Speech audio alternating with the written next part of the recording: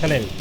I wanted to make a quick video in regards to the Stanford rape case, which has been blowing up in social media and around the world. Now, this story is about this dude, who, his name's already out there, so I guess I might as well say it, Brock Turner, who was like a star athlete and swimmer who was found guilty of raping a girl. He was said to have been found by some other students raping an unconscious girl behind a garbage container or some shit.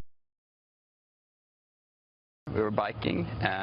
We were right outside this fraternity house essentially, and we saw a couple. My friend started noticing that something seemed weird. When we looked closer, we could see that the girl clearly wasn't moving while the male was.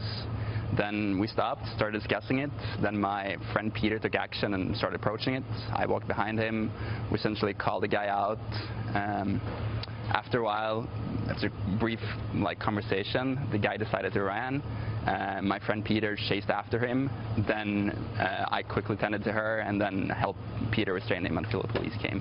He was found guilty and he could have faced like 14 years in prison, but he only received 6 months in prison, and recently the judge just shaved off 2 more months, so he only has to do 4 months in prison. So this guy's face, Brock Turner's face, has been like all over my feed, Twitter feed, and all over Facebook and all over everywhere, because he's become like the poster boy for rape, basically. My initial thoughts when I saw this story was, yes, that's rape culture. That's what we mean by rape culture. You know, anti-feminists and other people who want to deny the concept of rape culture always mangle it into something which doesn't make logical sense. Like, all men want to rape women all the time, and that's all they want to do, and all men are assumed to be rapists, and all rape victims are telling the truth, like, no matter who they are. Like, you don't have to do investigation just because of rape culture. We know that it's true, and, you know, all of that's bullshit. Or the number one straw man that I see of rape culture is them saying, because rape culture often describes rape as normalized in society, that means that we think rape is fine and we have like no problems with it. That's not what is meant by normalized. It means that we don't treat it with the level of urgency that it needs to be treated with. And the way that's illustrated is by cases like the Brock Turner case, where the judge is like, oh, he's got so much promise, we don't want to ruin his life, and just ignore the victim. Who cares about like the victim? Let's not even worry about her. His life is going to be very negatively impacted, so I have to give him a lighter sentence. That's what is meant by normalize. It's meant by, it's not given the gravity that it needs.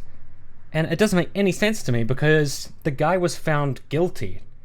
If he's guilty, then the judge is kind of like saying rape is not a very big deal. He's normalizing it. He's saying, yeah, you only have to be in prison for like 4 months or whatever for rape. It's no biggie. That is what is meant by normalization. Rape culture is just the idea that we don't take rape as seriously as we should, and that leads to things like rape myths, which play out, for example, in the Brock Turner case, where the judge himself said, a prison sentence would have a severe impact on him, I tell you what. I think he'll not be a danger to others, 'cause he's not a nigger. It's going to really ruin his life. It's going to be so hard on Brock. And Brock was like, my life's been ruined by the fact that I raped someone. Like, taking away all agency from himself and just saying, you know, alcohol made me do it. Here's what he said about it. My shell and core of who I am as a person is forever broken from this. I'm a changed person. At this point in my life, I never want to have a drop of alcohol again, 'cause it makes me rape.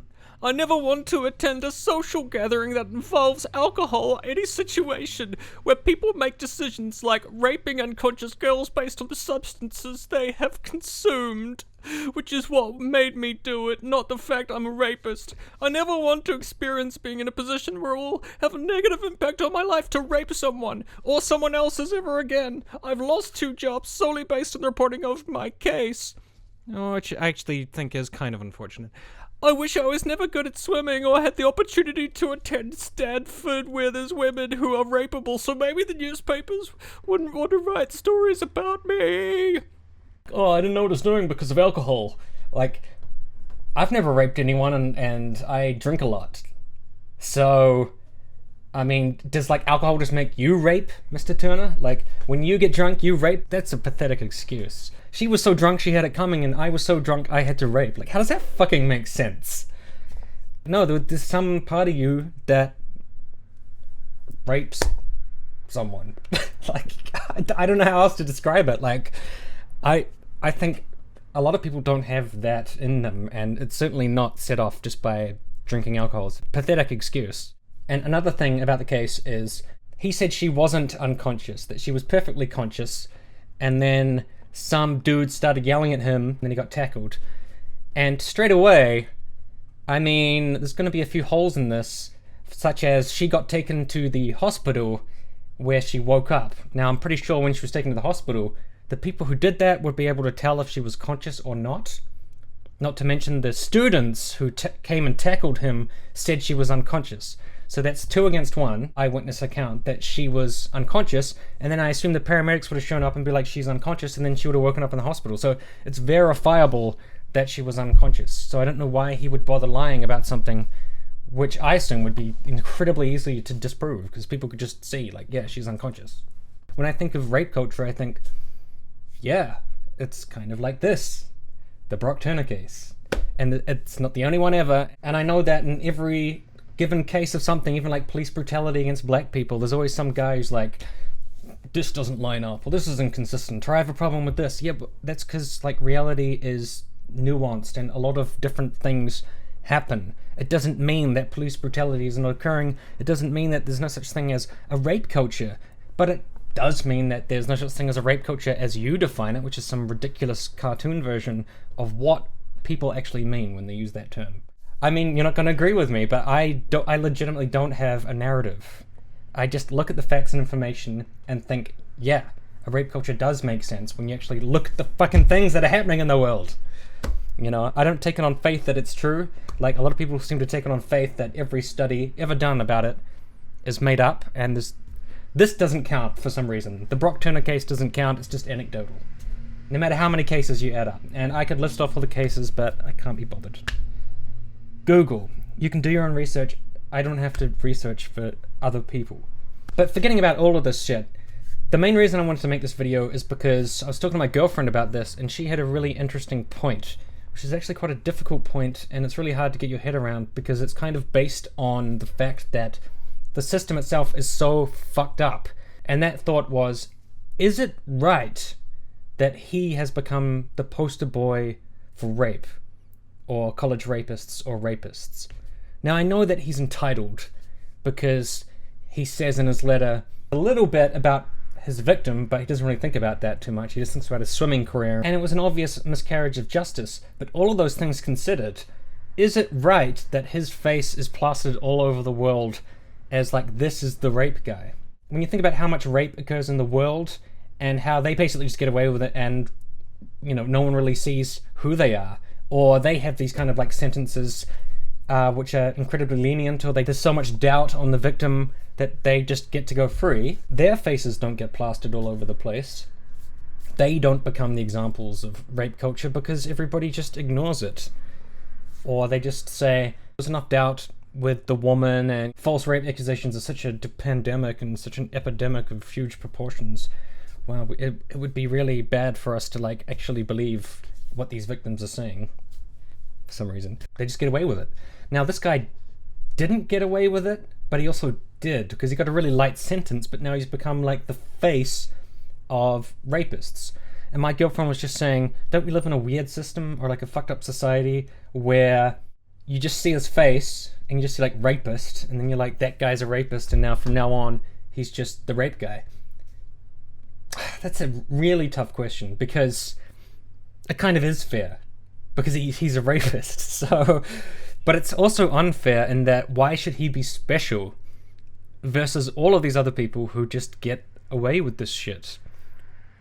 And the truth is, he's not suffering legally in the way he should. He's suffering instead with a shame campaign in a way that he probably shouldn't, because it shouldn't just be based on plastering people's pictures all over Facebook and Twitter and shit. It should be based on actual law doing its job.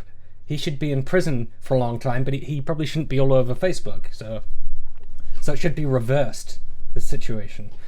So that was an interesting point, and honestly, I'm really conflicted on that. And if people in the comments could have a discussion of some kind about, do you think it's okay that he's seen as the poster child for rape? Because it's weird, because it's like, it feels like I'm asking sympathy for him, but I have no sympathy for the act he committed and for, the pathetic judgment that the courts gave him. I think that was totally wrong, but I just don't know about this like whole public shame thing. No matter how you feel about the guy. So his life is ruined in that sense, but I think his life probably should have been ruined by the justice system, not by social media. And I think that's just the distinction I'm seeing there. So I think it would be much better if everything wasn't just based on moral panic and outrage, but it was based on a fair and just system that gave victims their due and actually took them seriously and actually treated victims' testimony as evidence, as hard evidence, because it should be. Now, it can't be the only evidence. There has to be other evidence, obviously, which there definitely was in this case. But what the victim says has to be taken seriously. It can't just be shrugged off. And I feel like that's the thing that's been happening in so many of these cases. But yeah, in the case of this one, I don't fucking know. The guy is a rapist, but I just don't know if he should be considered king rapist, considering how many other rapists there are. Oh god, the world is shit. We are